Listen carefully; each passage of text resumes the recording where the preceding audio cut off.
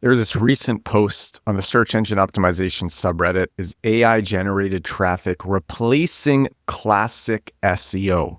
And this posted really well in the subreddit. It got a lot of comments. So what I got for you on this episode of the show is, first, I'm going to share the top comments from this post. And these comments aren't just yes or no.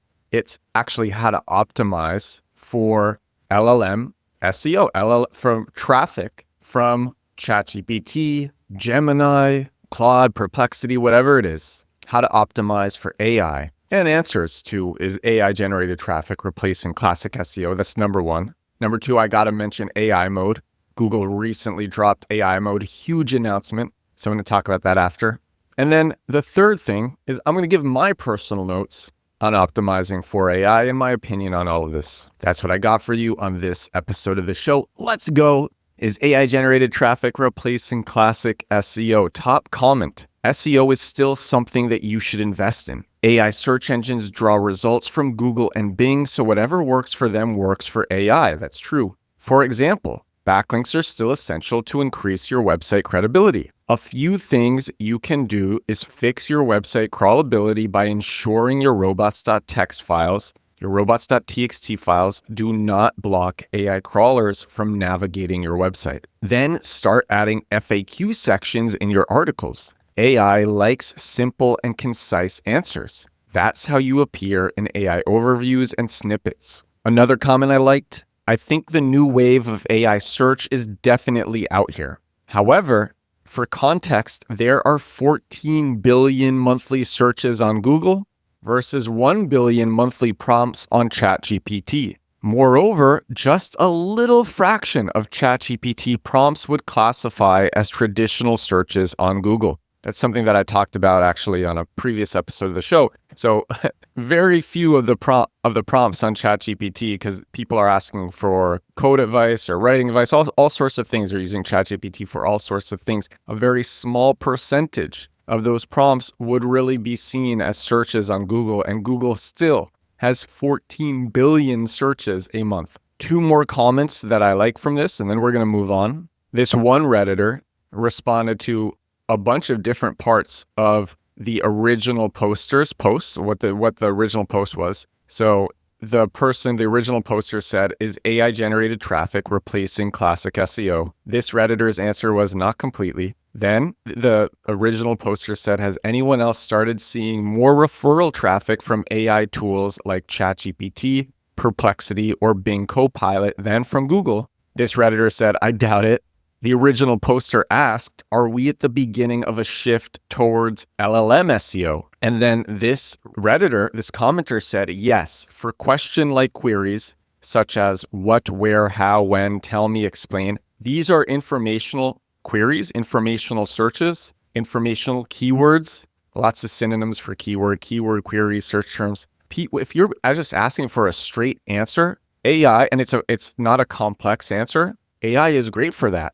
And AI is taking clicks away from informational queries. Even AI overviews are 99% triggered by informational queries, informational questions and keywords and search terms. The original poster asked, does anyone have strategies or thoughts on optimizing content to be surfaced by AI models? And this commenter said, those systems tend to prefer pages based on question and answer type format. I saw some nice replies here. Dig for this month's questions, and you should be able to find them. And then the original poster asked, how do these models decide what links to include in responses? This commenter said, this still remains a black box.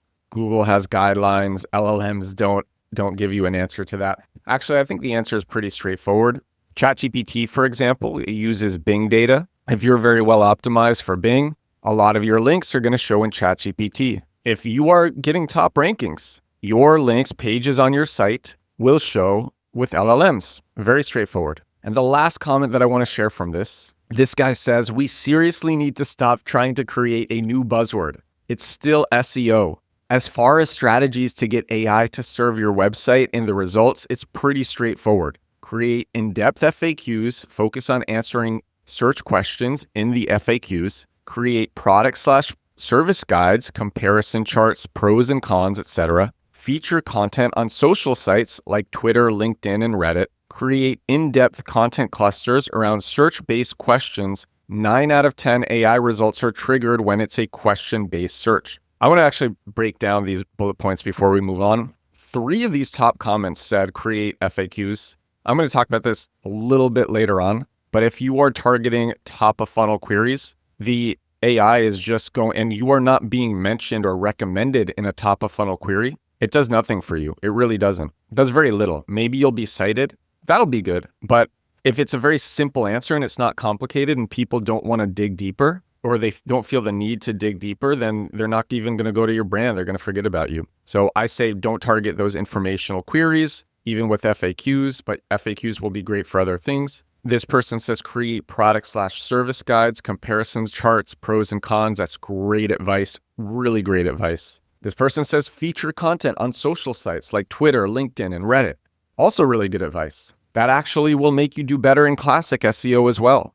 And then he says, create in-depth content clusters around search-based questions. I say only do questions that are more bottom of funnel, where people are thinking about purchasing, and then you can steer them into purchasing your brand, your product or service. Got to mention AI mode from Google. Google just dropped a standalone AI chatbot within Google search. It just rolled out to all US Google users. I've been traveling through Europe and using it with a VPN. I think it's going to get a lot better with any first iteration of a product. It was pretty bad. The output was really bad. It was hallucinating a lot. Its writing was convoluted, not even worth reading a lot of the time. Like the writing was so unclear. But I have no doubt it will get better with iterating. When they release more and more versions of it, it'll get better.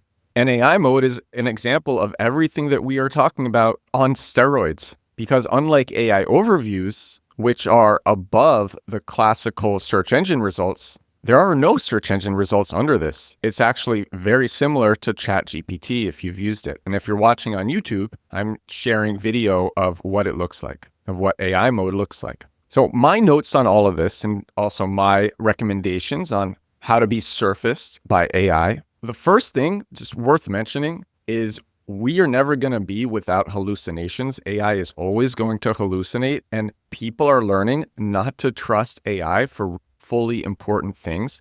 So even if it's top of funnel, so even if it's an informational keyword where people are just trying to learn something, if it's for something really important, there's a good chance that somebody's going to want to read it from a human rather than an AI, which could hallucinate and give bad advice for something really critical. Anybody who uses AI a lot knows AI hallucinates a lot as well. So a lot of people are learning that. Next thing, I always say this, sell stuff and make pages selling stuff using SEO data. So use SEO keyword data, keywords that people are actually searching, volume data, monthly search volume data.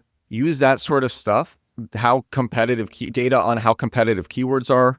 Use that data and create pages selling your product or service. This is the biggest thing that nobody does that gets sales from SEO and AI, is actually making pages that sell your brand using SEO data. Everyone recommends doing, and I've gone on so many rants about this, doing blog SEO and answering these top of funnel informational questions. That's not selling. That's not literally making a page where its only function is to sell your brand. Make pages where the page's only purpose is to sell your brand. And I want to give some overall tips on being surfaced by AI that weren't covered in the comments. Something that I've noticed is if your copy isn't sensational. So if you're not like, this is the best thing ever, our brand is the best thing ever. If your copy isn't sensational, if it's more neutral sounding, if you're not using hyperbole, AI prefers copy that sounds more neutral. So you can say our product or service is ideal for this. And that's a lot more neutral sounding than we are the best ever for so-and-so, especially when you say it on your own website. When you say on your own website, we are the best, it's a lot harder to believe than if it comes from a third party. So instead of saying we are the best, say we are ideal for doing this. We are pros in doing this. We've done this so many times. Here's examples. Here's how we do it. That gets a lot more trust. It gets a lot more trust from users, and it gets a lot more trust from AI. Another thing right before this, I was talking about these pages that sell your product or your service and use SEO data to make them. So these are bottom of funnel pages. You're targeting these transactional keywords, people who are searching and they know what they want to buy. They're just looking for a brand that's going to give that to them. These pages also serve as documentation about your product or service. And having more documentation helps AI pattern match you for the questions that people have, for the things that people ask AI. Having more documentation on your product or service, that tells AI what you do, what you satisfy. If there's not a lot on the internet about you, AI isn't going to know what to recommend you for. So that's another way in which these transactional SEO pages really help you. And what you do with these pages that are selling stuff, they are entire pages. You're not just taking transactional keywords, bottom of funnel keywords, purchase intent keywords. You're not just taking these keywords and scattering them throughout existing pages. You are making entire pages dedicated to a single or maximum like 2 or 3 transactional keywords. Rather than clumping them into multiple pages, you are making entire pages targeting 1 to 3 of these transactional keywords. That is really powerful. You have the top of the page. It just says, and remember, people who are getting to this page, they're not looking to be educated. They're already educated. They're looking to convert. You say, we offer what you are looking for. Here's a button to use it or to get in touch. And then you use the rest of the page to say why you are ideal for this. And that also serves as documentation for your product or service. That helps AI pattern match you to relevant questions, relevant prompts that people ask. And the last thing that I want to mention is, as I talked about, so many people said FAQs, frequently asked questions. I recommend only doing those with your product, only doing those where it's questions about your product or your service that somebody might have. If you are using FAQs to target informational keywords, it's not going to get you that much. People aren't going to click that much into sites for these informational questions, especially if they're not critical questions. Ahrefs just came out with a study. AI overviews cut clicks by 35%. So that's a third of clicks cut right there because people aren't clicking further. So if it's a very simple informational query where it's unlikely that the AI is going to hallucinate, or it's just unlikely that the searcher cares enough to go deeper, you're going to be losing that. And you might get the top of funnel, you might get the awareness from it, but there's also a good chance, especially if you're in a niche where there's lots of other players, there's a good chance people are just going to forget about you. You can still target those, especially if the keywords are not competitive and if they're easy, you can still target those keywords. But, there's a million things that we could be doing for our businesses. And I think making bottom of funnel pages, actually selling your product or service and training AI to recommend your product and service, that's a much better use of time. If you want to go deeper on all of this, in my 13.5-hour course, Compact Keywords, I talk a lot about optimizing for AI. If you haven't checked out the new landing page, because I made a brand new landing page recently for Compact Keywords with a new VSL, it just explains things a lot better, a lot more clearly. If you're curious, the page really explains the method a lot more. This is a very unique method of doing SEO, the Compact Keywords method, as I'm calling it. It's a very unique method. And this method, as I've talked about, also works really well for AI. That's at compactkeywords.com. This is episode 687 of my daily digital marketing show. Yesterday's episode, I had on the former head of SEO, who, when he was head of SEO at Omnicom was the most valuable marketing agency in the world by market cap. Right now, it has a market cap of $15 billion. He was head of SEO there, and he talks a lot about that, and also how to become, if you want to become head of SEO at a big marketing agency like that. He talks about that too. He gives his thoughts on AI, SEO, and the future of SEO. That was a great episode. He's also a close friend. But anyway, thank you so much for watching. Thank you so much for listening. If you have any questions or comments, let me know, and I'll try to cover those on future episodes. And I will talk to you again tomorrow. Bye now.